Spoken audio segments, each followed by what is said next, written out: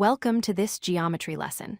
Today, we are going to master the concept of alternate interior angles. This is a fundamental topic for understanding parallel lines and triangles. Before we dive in, let's define three key terms. First, parallel lines are two lines that never touch and are always the same distance apart. Second, a transversal is a line that cuts across them. And third, the interior region is simply the space physically in between the two parallel lines.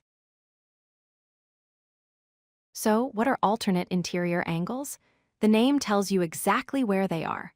Alternate means they are on opposite sides of the transversal line. Interior means they are sandwiched between the two parallel lines. They always exist in pairs.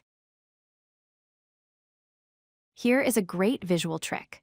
Look for the letter Z formed by the parallel lines and the transversal. The alternate interior angles are the ones tucked right into the corners of that Z shape. Now for the most important rule. If the two lines being cut are parallel, then the alternate interior angles are exactly equal to each other.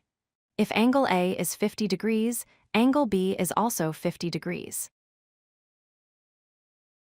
Let's try a problem. We have two parallel lines.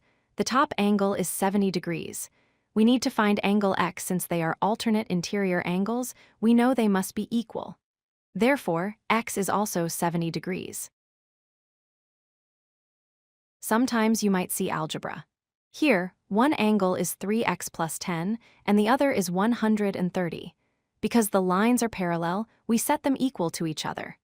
Subtract 10 from both sides to get 3x equals 120. Divide by 3, and we find that x equals 40.